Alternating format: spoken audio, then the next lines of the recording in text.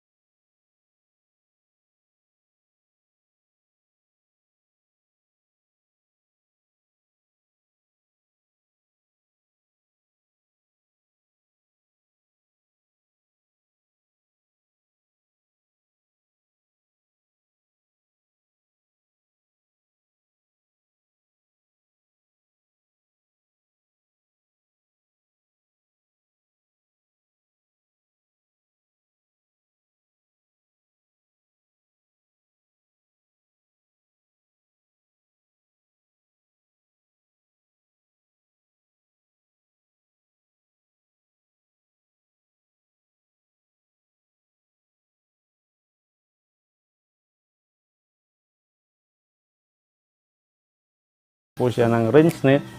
So nasa loob na lang po yung aking mga manok. Hindi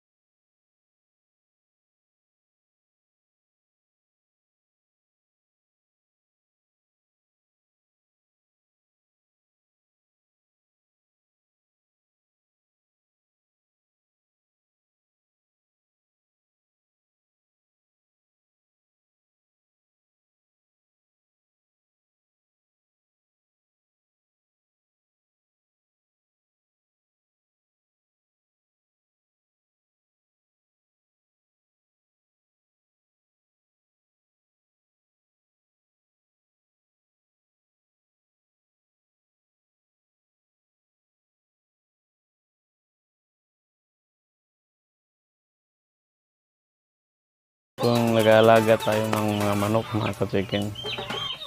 At ang pag-aalaga ng mga manok, mga ka-chicken, kasama na din po dyan yung namamatayan tayo ng ating mga alagang manok. So kailangan po emotionally prepared po tayo. So hindi tayo basta-basta ma-disappoint na may namamatay sa ating mga alagang manok. Normal lang po yan, move on lang po tayo. At saka bumawi na lang po tayo sa mga susunod nating panahon sa ating mga alagang manok. O i-focus na lang po natin kung anong natitira sa ating mga alagang manok. O yung mga inahin natin, naglilimlim, at saka yung mga sisiw, alagaan natin ng ulto. So listen learn din po sa pag-alaga ng mga manok na mamamatayan tayo ng mga alaga. Tingnan po natin yung mga possibilities kung saan tayo nagkulang. O ganun po mga kasikin.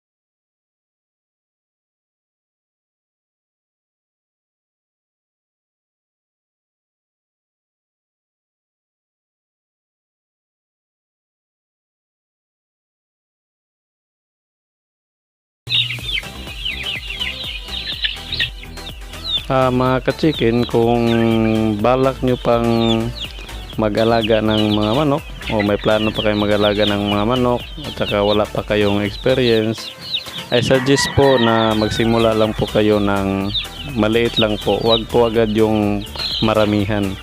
Kasi hindi nyo pa na-handle base sa aking experience. Kung didiretso kayo maramihan, wala pa kayong experience kung paano sila i-handle. Kaya mas mabuti yung magsimula lang po kayo sa pakunti muna.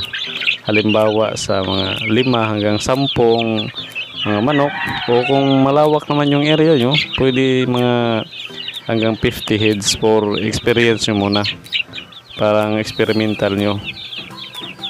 Ganun po, wag po agad sumalang sa pangmaramihan kasi baka magsisisi lang po kayo.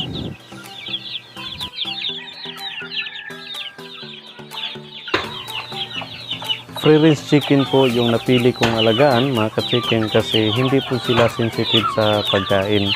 O katulad nito, meron po kami sa likod na yung bahay na mga mangga na hindi na harvest na nahulog na lang po. O ayan, binabalatan ko na lang po o pinapakain sa kanila. O unlike broiler na kailangan natin i-maintain yung kanilang mga gamot na yung kanilang mga patuka. O dito sa free range chicken, madali po silang alagaan. O ayan po, hayaan na po silang nakagala. Saka nabibigyan po natin sila ng pagkain. Sila habang nakagala sila, nakakuha din sila ng mga pagkain na sa kanilang sarili din diskarte. Tulad ng mga damo o yung napagkaskas sila, pagkahig o nakain sila ng mga uod. Yun po yung kagandahan ng free range chicken. Kasi nakuha din po nila yung mga natural na vitamina sa kapaligiran nila.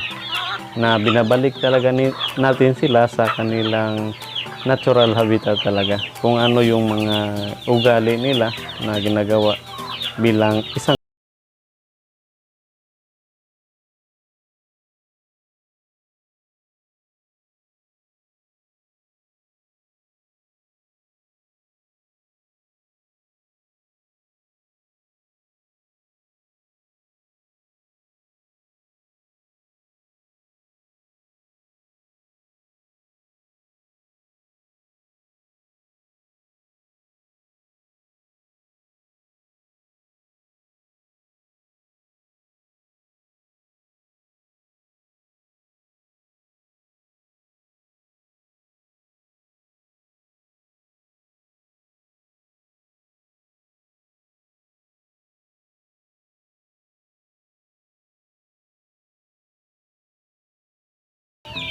dito po sa aming free range chicken o backyard free range chicken, nag-upgrade po tayo. Habang tumatagal po, nag-upgrade tayo o nag-acquire tayo ng mga bagong lahi.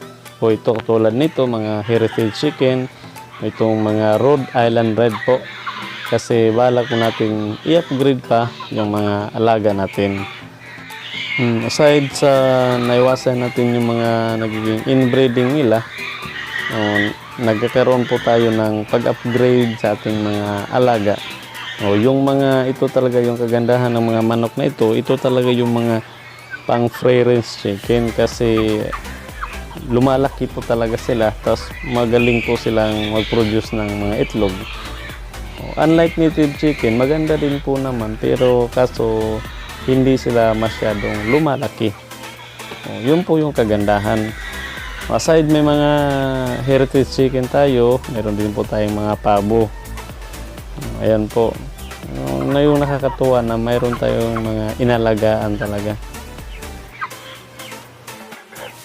Akalain nyo po, nagsisimula lang po tayo sa 3 manok na inalagaan.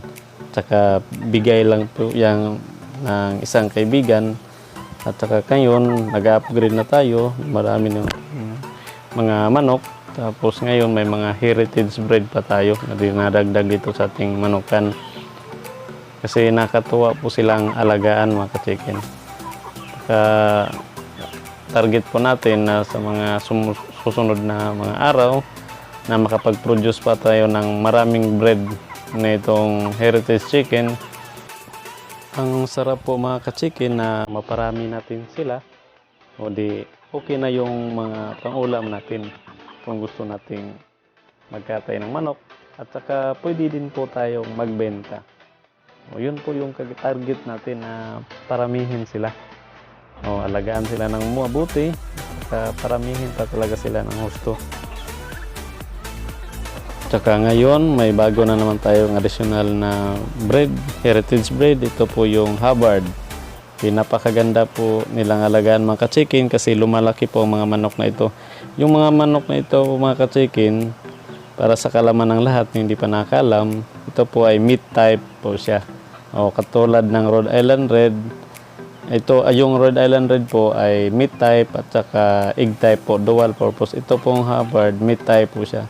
Lumalaki po siya, pang karnil lang po talaga yung maganda nito. Pero paparamihin po natin dito sa ating backyard free range chicken. Mga lalaki po yung nabili ko kasi yung nabilhan ko po, wala pa silang din-dispose na mga babae. Mga lalaki pa lang po. Pero hanapan natin to para talaga, para makaparami tayo ng ganitong lahi. Maraming salamat mga ka-chicken sa iyong panonood. Kung bago ka pa lang dito sa aking channel, huwag niyo po kalimutang mag-subscribe at i-hit yung notification bell para updated po kayo sa mga susunod nating video. At paki-like na lang din po bilang suporta dito sa ating channel.